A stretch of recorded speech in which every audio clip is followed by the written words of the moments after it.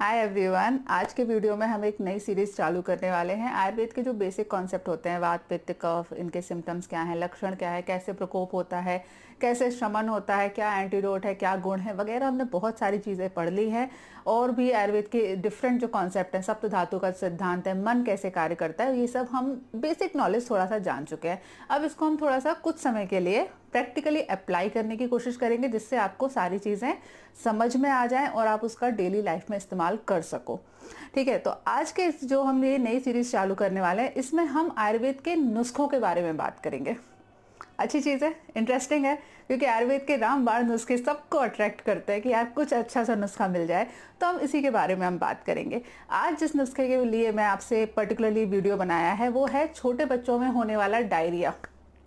छोटे बच्चे जो होते हैं उनको डायरिया हो जाते हैं, दांत निकलते हैं, उसके अलग अलग रीज़न हो सकते हैं, लेकिन यहाँ पर हम केवल नुस्खों की बात करेंगे और फिर अगले पार्ट में उन नुस्खों का जो पीछे का रीज़न है उसको समझने की कोशिश करेंगे।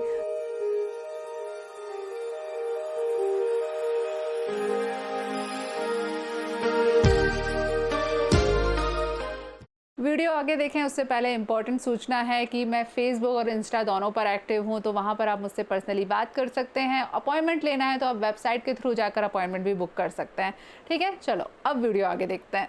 तो पहले मैं आपको सिंपल सा एक नुस्खा बता देती हूँ कि यदि आपके घर में छोटे बच्चे हैं जिनको दस्त लग रहे हैं बार बार, तो आपको क्या करना है। पहली चीज़ बहुत ही सिंपल सी चीज़ है, इजीली अवेलेबल हो जाएगी, वो है जायफल का प्रयोग। जायफल आता है, सबको पता है जायफल क्या होता है, हर घर में मिल भी जाएगा। आपको क्या करना है, एक कसौटी पे या फिर लकड़ी की सिल पे या फिर लोहे की कोई चीज़ हो, उसके ऊपर जायफल को आपको घिसना है। ठीक है, जब आप उसको घिसोगे तो थोड़ा सा लिक्विड जैसा पानी डाल के आप घिस सकते हो, आप थोड़ा सा दूध डाल के भी घिस सकते हो। उसको आपको घिसना है, उसका रस निकालना है। तकरीबन 1 चम्मच की मात्रा में, लगभग 3 से लेके 5 ml तक का जब वो रस इकट्ठा हो जाए, जिसमें ऑब्वियसली पानी होगा या फिर थोड़ा सा दूध होगा, उसके साथ में आपको समान मात्रा में शहद मिलाना है और छोटे बच्चे को पिला देना है। ठीक है, सिंपल सी चीज़ समझ में आ गई। जायफल लेना है, उसको घिसना है। घिसने के लिए आप थोड़ा सा पानी अथवा थोड़े से दूध का इस्तेमाल कर सकते हैं। फिर जो 1 चम्मच के आसपास का जो उसका रस निकल आएगा, उसमें बराबर मात्रा में, जितनी उसकी मात्रा है उतनी ही मात्रा में आपको शहद मिलाना है, उसको घोटना है और बच्चे को पिला देना है। ये चीज़ आप दिन में मैक्सिमम 3 बार कर सकते हो, उससे ज़्यादा आपको नहीं करनी है, और मैक्सिमम 3 दिन तक के लिए प्रयोग करना है, उससे ज़्यादा प्रयोग इसका नहीं करना है, ज़रूरत ही नहीं पड़ती। जायफल इतना इफेक्टिव होता है, 2 बार में ही दस्त को बिल्कुल तरीके से रोक देता है, तो 3 दिन इसके मैक्सिमम है। ठीक है, सिंपल सा नुस्खा आ गया समझ में। अब चलो, जिन लोगों को नुस्खा जानना था वो यहीं पे वीडियो स्किप कर दीजिए, आगे की चीज़ें आपके काम की नहीं होंगी। अब इसके पीछे का जो साइंस है, जो आयुर्वेद का कॉन्सेप्ट है, उसको हम समझ लेते हैं। ये जो नुस्खा है, पहले बात तो जायफल क्या है हम इसको जानते हैं। मैं आपको पढ़ा रही हूँ आचार्य प्रियव्रत शर्मा की बुक से। इसमें जायफल का जो वर्णन किया गया है उसके अंतर्गत बताया कि जायफल के अंदर पहला जो गुण होता है वो होता है तीक्ष्ण होना। तीक्ष्ण का क्या मतलब है? तीक्ष्ण का मतलब होता है कोई चीज़ पैनी, जो किसी भी ठोस चीज़ को तोड़ने का काम करती है, छोटे छोटे टुकड़ों में उसको तोड़ने का काम करती है। अब थोड़ा इमेजिन करो, क्योंकि आयुर्वेद को समझना है तो इमेजिनेशन को थोड़ा सा अपना विविड रखना पड़ेगा। मान लो आपके सामने कोई पत्थर है। आपने देखा होगा जो पहाड़ियाँ तोड़ी जाती हैं, जो पत्थर होते हैं वहाँ पर उनको तोड़ा जाता है। फिल्मों में होता था ना, जो जेल के कैदी होते थे वो पत्थर तोड़ते हैं। पता नहीं असलियत में होता है या नहीं, पर फिल्मों में मैंने ऐसा देखा है। तो वो जो पत्थर तोड़ते हैं वो क्या करते हैं, वो उसके ऊपर हथौड़ा मारते हैं? नहीं।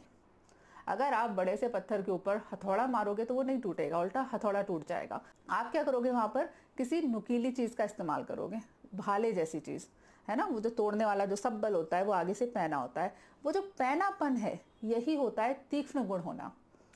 तीक्ष्ण गुण वाली जो भी औषधि होंगी, कहीं पर भी हमारे शरीर में किसी भी प्रकार का कोई गोला बन गया है, चाहे वो कफ का गोला हो, चाहे वात का गोला हो, चाहे पित्त का गोला हो, चाहे पस का गोला हो, चाहे आम का गोला हो, या फिर कहीं पर भी किसी भी प्रकार का कोई ऑब्स्ट्रक्शन डेवलप हो रहा है, उसको खत्म करने का काम करते हैं। ये होता है तीक्ष्ण गुण के कारण। ठीक है, उसके बाद इसका जो दूसरा गुण है वो होता है, ये उष्ण होता है, गर्म होता है। तो अपने दो मेन इंपॉर्टेंट गुणों के कारण, तीक्ष्ण और उष्ण होने के कारण, तीक्ष्ण होने के कारण ये कफ का शमन करने वाला होता है, उष्ण गुण होने के कारण ये कफ और वात दोनों का शमन करने वाला होता है।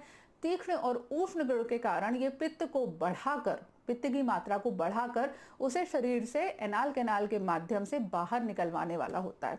ठीक है, 3 इसके इंपॉर्टेंट फंक्शन हो गए। ये वायु का शमन करता है, कफ का शमन करता है, पित्त को बढ़ाता है और पित्त को शरीर से बाहर निकालने का काम करता है। ठीक है, 3 इंपॉर्टेंट फंक्शन हो गए। अब वापस लौटते हैं डायरिया पर, बच्चों में होने वाले दस्त के ऊपर, बड़ों के नहीं। क्रोनिक डायरिया नहीं कि 10 साल से हिस्ट्री है, 5 साल से हिस्ट्री है, वो नहीं। एक्यूट डायरिया जो अचानक से हो जाता है। अच्छा, बच्चों के होने वाले जो डायरिया होते हैं वहां पर होता क्या है, छोटे जो बच्चे होते हैं ना, 7, 8, 9 महीने के जो छोटे बच्चे होते हैं, उनके ना दांत निकल रहे होते हैं। तो दांत निकलने के कारण बच्चों में हैबिट होती है कि वो हर चीज को उठाकर अपने मुंह में डालते हैं। मुंह में डालते हैं तो अलग अलग प्रकार के इन्फेक्शन बॉडी के अंदर आते हैं, जिसकी वजह से अलग अलग प्रकार के डायरिया हो सकते हैं। अब यहाँ एक चीज समझना, छोटे बच्चों को जो डायरिया होता है वो उनकी बॉडी का लर्निंग पीरियड है। उस समय पर उनकी बॉडी अलग अलग प्रकार के इन्फेक्शन को आइडेंटिफाई कर रही है। सपोज करो एक छोटी सी बॉडी है, ठीक है, मैं हूं, मान लो मैं, सपोज करो मैं बिल्कुल छोटी बच्ची हूँ, ठीक है। अब मैंने ये दुनिया में कहीं कुछ देखा नहीं है, पहली बार मैं बाहर निकली हूँ, अभी 8-9 महीने हुए हैं बस बाहर इस धरती पर आए हुए। हर चीज नई है मेरे लिए, हर वायरस, बैक्टीरिया, अलग अलग प्रकार की फंगस मेरे लिए नई है, मेरी बॉडी के लिए नई है। तो जैसे ही हमारे बच्चे के मुंह में किसी भी प्रकार का कोई इन्फेक्शन जाता है, हमारी जो बॉडी का सिस्टम है जिसको हम इम्यूनिटी कहते हैं, वो तुरंत एक्टिवेट हो जाता है कि भाई ये क्या आया। आयुर्वेद के हिसाब से बात करूं तो आयुर्वेद का जो समान वायु और पाचक पित्त है वो एकदम से, जैसी बॉडी के अंदर कुछ आता है वो एकदम से एक्टिव हो जाते हैं। एक्टिव होकर वो उसका एनालाइज करते हैं कि इसका इतना पोर्शन काम का है, इसका इतना पोर्शन काम का नहीं है, इसके हमें इस पर्टिकुलर चीज के लिए हमें अपनी बॉडी को तैयार करना है जिससे अगली बार में इन्फेक्शन नहीं हो, इस पर्टिकुलर चीज का हमको उपयोग करना है, इससे हमको शरीर का निर्माण करना है। ये सारा एक जो बिल्कुल गणित का फार्मूला है, ये हमारी बॉडी के अंदर चालू हो जाता है, हमारी मतलब छोटे बच्चे की बॉडी के अंदर चालू हो जाता है। तो जो जितना भी निगेटिव पार्ट था, जितना भी इन्फेक्शन वाला पार्ट था, हमारी बॉडी इसको आइडेंटिफाई करती है और शरीर से बाहर निकाल देती है और उसकी वजह से उसको दस्त होता है। इसीलिए ये एक कॉन्सेप्ट है जो आयुर्वेद के साथ साथ एलोपैथी में भी है कि छोटे बच्चों के दस्त में एंटीबायोटिक का प्रयोग नहीं करना चाहिए। वायरस को, इन्फेक्शन को, बैक्टीरिया को, जो भी है उसको बाहर से एंटीबायोटिक देकर खत्म नहीं करना चाहिए। अदरवाइज बॉडी उस पर्टिकुलर इन्फेक्शन को कभी आइडेंटिफाई नहीं कर पाएगी और फिर उस बच्चे को हमेशा ही उस चीज से दस्त चालू होंगे। एक छोटा बच्चा कुछ भी मुंह में डालता है उसको दस्त आ जाते हैं।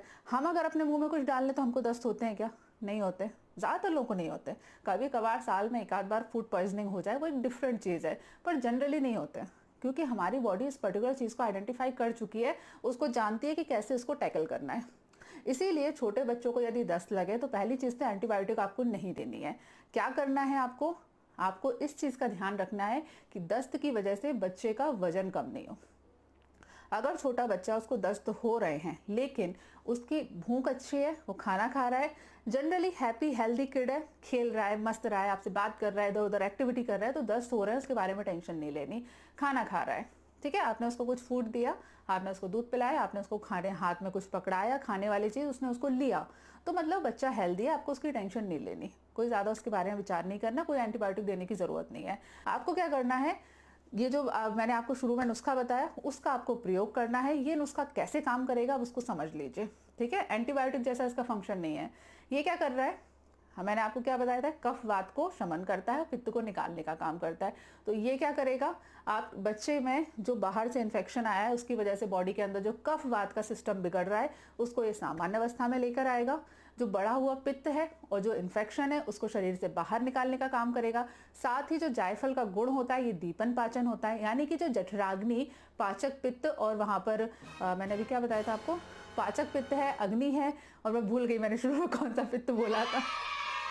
तो ये पेट के अंदर जो अग्नि है उसको एक्टिवेट करने का काम करेगा, दीपन पाचन कर्म करने का काम करेगा, यानी कि आपकी बॉडी को अंदर से हेल्दी बनाने का काम करेगा, ठीक है। अनलाइक एंटीबायोटिक, एंटीबायोटिक क्या करेंगे, डायरेक्टली आपका जो इन्फेक्शन है उसको किल कर देंगे। डायरेक्टली किल कर देंगे तो बॉडी तो कुछ किया ही नहीं, बॉडी ने कुछ नहीं किया तो आगे जाके फिर से उसको ये सारे सिम्टम्स आएंगे।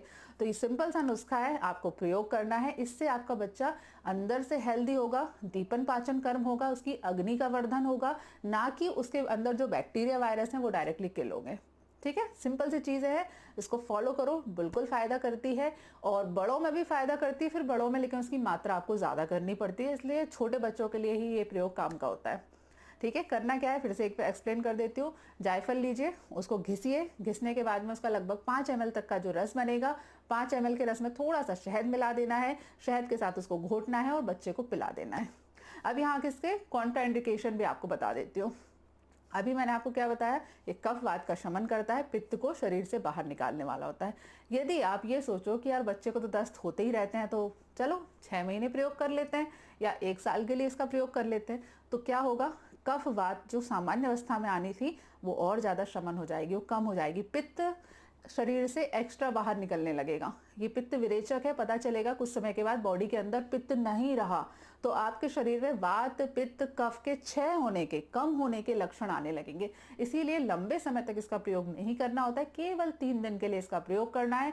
नेचुरली बॉडी को अंदर से हेल्दी बनाने का काम करेगा, बच्चे की इम्यूनिटी को डेवलप करने पर काम करेगा, कफ वात पित्त तीनों को सामान्य अवस्था में लाने का काम करेगा, दीपन पाचन है इसलिए जठराग्नि को उत्तेजित करेगा, बच्चे की जो खाना पचाने की क्षमता है उसको बढ़ाने का काम करेगा। तो नेचुरल तरीके से आपका बच्चा हेल्दी रहेगा और जो दस्त के पॉजिटिव इफेक्ट है वो तो उसमें आएंगे ही आएंगे, लेकिन जो निगेटिव इफेक्ट है वो उसमें नहीं आएंगे। ठीक है, चलिए आज के लिए इस वीडियो में इतना ही। नेक्स्ट वीडियो में आपसे मुलाकात होगी, तब तक के लिए stay healthy and be happy. Good bye.